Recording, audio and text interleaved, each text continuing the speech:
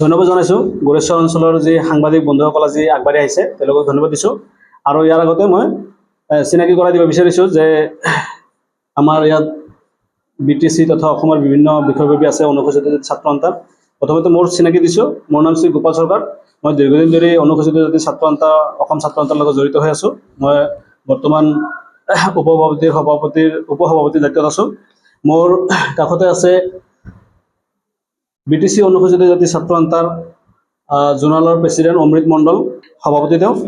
মোৰ লগত আছে ওদালগুৰি জিলাৰ অনুসূচিত ছাত্ৰ সন্থাৰ সম্পাদক সুখদেৱ চৰকাৰ। ইয়াত উপস্থিত আছে তামোলপুৰ জিলাৰ সভাপতি অনুসূচিত জাতি ছাত্ৰ সন্থাৰ সভাপতি বিপুল কীৰ্তনীয়া। আমি আজি ইয়াত একত্ৰিত এই কাৰণেতো হৈছোঁ যে যোৱা এখন প্ৰেছ মিটত আমাৰ প্ৰেছ মিট নহয়, আচলতে যি গোৰেশ্বৰত যি একপক্ষীয়ভাৱে যি এটা অনুসূচিত জাতি এটা সংগঠন চলি আছিলে, তাৰ প্ৰতি আমাৰ যি গোৰেশ্বৰৰ ৰাইজ অতিষ্ঠ হৈ তেওঁলোকে আমাৰ অমৃত মণ্ডলৰ লগত যোগাযোগ কৰিলে, আমাৰ বিপুল কীৰ্তনৰ লগত যোগাযোগ কৰিলে তামোলপুৰ জিলা সভাপতি, যে ইয়াত এটা শক্তিশালী অনুসূচিত জাতি ছাত্ৰ সন্থাৰ আঞ্চলিক কমিটি বনালে। সেই মৰ্মে সেইদিনাখন এটা প্ৰেছ মিট দিয়া হ'ল। তো সেই তাতেই কিছু কথা আলোচনা হৈছিলে যে প্ৰদীপ চৰকাৰ ডাঙৰীয়াই যিখন কমিটি চলাইছে সেই কমিটিক লৈ বৈধ অবৈধলৈ কথা আহিছিলে। আচলতে ভাৰতবৰ্ষত তেওঁ কোৱা মতে ভাৰতবৰ্ষত সকলোৱে নিজৰ মতে সংগঠন কৰি চলাব পাৰে, তাৰ সকলোৰে অধিকাৰ আছে, কিন্তু তাত কিমান বৈধতা অবৈধতা সেইটো ৰাইজে বিচাৰ কৰিব পাৰে। এতিয়া প্ৰথমতে চাওক, 2018 চনত যেতিয়া আমি দেখা পালোঁ কেন্দ্ৰীয় কমিটি অসম কমিটিয়ে যেতিয়া দেখা পাইছিলে যে প্ৰদীপ চৰকাৰে ৰাজনৈতিক দলৰ লগত চামিল হ'ল, ৰাজনৈতিক দলৰ লগত তেওঁ বিভিন্ন ধৰণৰ কাম কাজত ব্যস্ত হ'ল, আমি যেতিয়া পৰিলক্ষিত কৰিলোঁ, তেতিয়া তেওঁ আমাৰ কমিটিয়ে প্ৰেছ ৰিলিজ এখন দি সংবাদ মাধ্যমৰ জৰিয়তে তেওঁক বহিষ্কাৰ কৰিলে। তেওঁ সেই সময়ত কিন্তু নিমাত তেওঁ কোনো ধৰণৰ কাউণ্টাৰ দিয়া নাই। কিন্তু বৰ্তমান সময়ত তেওঁ কৈ আছে যে BTC যিখন কমিটি আমাৰ অসম কমিটিৰ আণ্ডাৰত, সেই কমিটিখন নাই। সেইটো সম্পূৰ্ণ ভুল। তেওঁ নিজৰ স্বাৰ্থ আদায় কৰিবৰ কাৰণে এইবোৰ কথা কৈ আছে। আচলতে BTCৰ যিজন মানিক চৰকাৰ, তেওঁ আমাৰ সভাপতি আছিলে BTC ৰিজনৰ। বিগত সময়ত তেওঁ কিছুদিন আগত তেওঁ UPPL পাৰ্টিটোৰ কিছুমান সমস্যাৰ কাৰণে বা তেওঁৰ ইণ্টাৰেষ্টেড বা কিমান দিন আৰু সংগঠনত থাকিব সেই বুলি ভাবি তেওঁ আমাৰ পৰা অব্যাহতি লৈ তেওঁ হেৰিত জইন কৰিলে, UPPL পাৰ্টিত জইন কৰিলে। সেইটো কাৰণে আমাৰ ক'বলগীয়া নাই, কিন্তু আমি লগে লগে আমাৰ কাৰ্যনিৰ্বাহক সভা এখন দি বা তেনেকুৱা ধৰণৰ অনুষ্ঠান এটাৰ জৰিয়তে আমি অমৃত মণ্ডলক আমাৰ গোটেই ৰাইজে BTC ৰাইজে সভাপতিৰ দায়িত্ব দিলে। সেইমতে কমিটিখন চলি থাকিলে। এতিয়া প্ৰদীপ চৰকাৰৰ যে কমিটিখন ভুৱা, সেইটো আপোনালোকে এই ফটোবোৰ চালে গম পাব। প্ৰদীপ চৰকাৰ ডাঙৰীয়াই এটা সময়ত অসম কমিটিৰ যি চিম্বল আছিলে, যি লগো আছিলে, সেই লগোৰ তলত বহি তেওঁ সভা সমিতি কৰিছে, মানে BTCৰ প্ৰেচিডেণ্ট হিচাপে। গতিকে খৰাবাৰীত আমি সেই সময়ত অধিৱেশন দি তেওঁক তাতে আমি প্ৰেচিডেণ্ট হিচাপে চিলেকশ্যন কৰিছিলোঁ। কথাটো সত্য। কিন্তু পিছৰ পৰ্যায়ত তেওঁ যিবিলাক ৰাজনৈতিক দলৰ লগত যি চামিল হ'ল, তাৰ কাৰণে চেণ্ট্ৰেল কমিটিত বহিষ্কাৰ কৰিলে, এইটো খাটাং। গতিকে তেওঁৰ সেই কমিটি আমি আজিও বাহাল ৰাখিছোঁ। তেওঁক যি বহিষ্কাৰ কৰিছিলে সেইটো আমি আজিও ৰাইজে মানি লোৱা নাই। গতিকে তেওঁ নিজাকে যদি সংগঠন কৰি লৈছে, তেওঁ নিজাকে যদি বনাই লৈছে, সেইটো ৰাইজে গ্ৰহণ যদি কিমান সেইটো ৰাইজে বিবেচনা কৰিব, মই ৰাইজৰ ওপৰত এৰি দিছোঁ। তেওঁ নিজে আমাক ব্যাখ্যা কৰি দুখ কৰি কৈছে যে আচলতে আমি সভাখন UPPL চেলৰ পৰা পাতিব বিচাৰিছিলোঁ, যেতিয়া আমি জনসংগ্ৰাম আমি ফিল্ড পুৰা হেৰি কৰি দিলোঁ, মানুহ যেতিয়া জাগৃত হ'ল, তেতিয়া পটককে স্বপন দাস আৰু প্ৰদীপ মণ্ডল সোমাই আহি আমাক ক'লে যে আমি ছাত্ৰ সন্থাৰ নাম দি এই মিটিংটো পাতোঁ। তেতিয়া তেওঁ বাধ্য হৈ পাৰ্টিৰ স্বাৰ্থত প্ৰদীপ মণ্ডল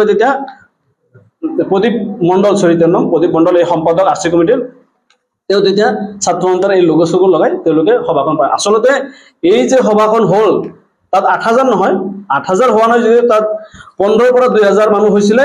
UPPL চেলৰ যিখিনি বিষয়ববীয়া, তেওঁলোকৰ যদি ফটো আছে, ফটোবিলাক যদিও চাই তাতে সম্পূৰ্ণ গম পাব যে তেওঁলোকৰ সম্পূৰ্ণ মানুহ UPPL চেলৰ।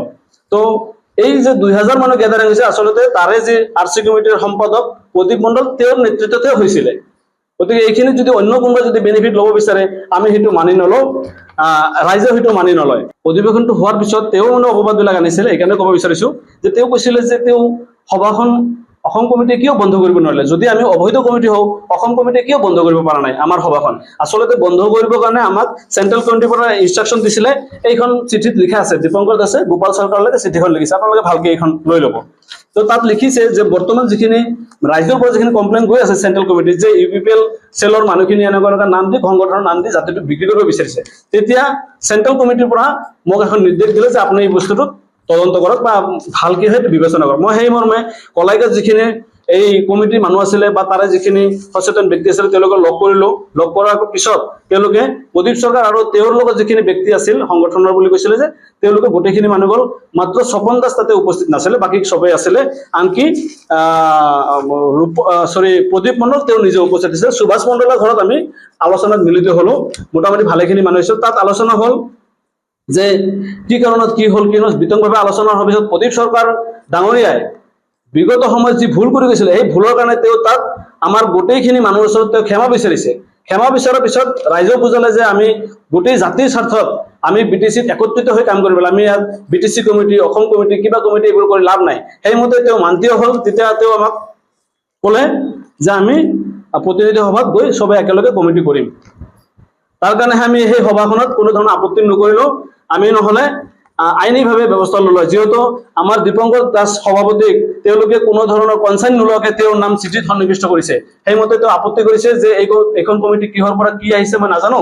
মই বিতং কোৱাৰ পিছত ৰাইজে যেতিয়া বিতং গম পালে তেতিয়া এইখন কমিটিৰ ওপৰত তেওঁলোকে ক'লে যে এইখন মিটিঙৰ কাৰণে মোৰ আপত্তি আছে, তোমালোকে DC তাতে কমপ্লেইন কৰা, মোৰ নামটো উঠাই দিব লাগে। তো সেইখন যদি দিওঁ লগে লগে মিটিং তেওঁলোকৰ বন্ধ হৈ যায়। গতিকে ৰাইজৰ স্বাৰ্থত, কলাইগাঁও ৰাইজৰ স্বাৰ্থত আমি সেইখিনি নকৰিলো। যোৱা 30 তাৰিখে আমাৰ যিটো BTRৰ অনুসূচিত জাতি ছাত্ৰ সন্থাৰ এখন সভা আয়োজন কৰিছিল, তাতে আমাৰ প্ৰদীপ চৰকাৰ ডাঙৰীয়া এটা কথা কৈছে যে তেওঁ মোক তাৰ ওপৰত এটা মই ভিত্তিহীন বক্তব্য কৰিছিলোঁ। তেওঁ কৈছে যে এটা ছাত্ৰ সংগঠন হৈ ক'ৰ পৰা লুটপাট কৰিছে। মোৰ তাত প্ৰমাণ আছে, কালাইগাঁৱৰ পৰা তেওঁ 5,000 টকাকৈ লৈছে IBSৰ নামত। তেওঁলোকৰ মোবাইল নাম্বাৰ আৰু এড্ৰেছ আছে, যদি আপোনালোকে কণ্টেক্ট কৰিব পাৰে এইখন মই আপোনালোকক দি যাম। তেওঁ যদি দুৰ্নীতি কৰা নাই সেইখিনি সম্পূৰ্ণ মোৰ তাত তথ্য আছে। আৰু তেওঁলোকক যদি আপোনালোকে সাক্ষাৎ কৰিব পাৰে, নম্বৰ দিছে, আপোনালোকে ফোন কৰি তেওঁৰ লগত কথা পাতিব পাৰে। এইটোতো হৈছে তেওঁ দুৰ্নীতি কৰাৰ কাৰণে নিজৰ যিটো ভুৱা সংগঠন কৰি আছে। তো ৰাইজক আমিতো বাৰ বাৰ কৈ আছো যে তেওঁ BTRৰ যিটো সংগঠন চলাইছে এইটো ভুৱা সংগঠন, আৰু ৰাইজক ঠগোৱাৰ কাৰণে তেওঁ সংগঠন চলাই আছে নিজৰ ব্যক্তিত্বহীনৰ বাবে বা নিজৰ মুনাফাৰ কাৰণে।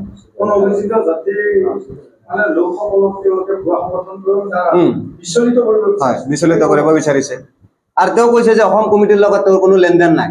মোৰ তাত প্ৰুফ আছে যে 2016ত কৈছে সুকীয়াভাৱে তেওঁলোকে এখন কমিটি গঠন কৰিছে। তেওঁলোকে যদি 2016ত কমিটি গঠন কৰিছে, 2017ত অনুসূচিত জাতি ছাত্ৰ সন্থাৰ অসমৰ যিটো লঘু তেওঁটো ক'ৰ পৰা ব্যৱহাৰ কৰিছে সম্পূৰ্ণ প্ৰুফ আছে। ইয়াতো যদি আপোনালোকক লাগে মোবাইলত মোৰ হোৱাটছএপত বহুত প্ৰুফ আছে, তাৰ বিষয়ে ৰেকৰ্ডিং আছে, ক'ৰ পৰা পইচা আনিছে সম্পূৰ্ণ তথ্য আমি মিডিয়াৰ যোগেদি দিম। গৰিহণা দিছো ভৱিষ্যতে তেওঁলোকে যাতে আমাৰ গড়েশ্বৰ আঞ্চলিক বুলি নহয়, আমাৰ সদৌ BTR আঞ্চলিক ডিষ্ট্ৰিক্ট সমিতিৰ কোনো সদস্যক যদি তেওঁ কোনো ধৰণৰ যদি আঘাতপ্ৰাপ্ত কৰে, সম্পূৰ্ণভাৱে তেওঁ আৰু মনোজ মণ্ডল ইয়াৰ কাৰণে জগৰীয়া হ'ব। আৰু ইয়াৰ বিৰুদ্ধে আমি BTCতে নহয়, BTRতে নহয়, আমি সমগ্ৰ অসমতে আন্দোলন গঢ়ি তুলিম।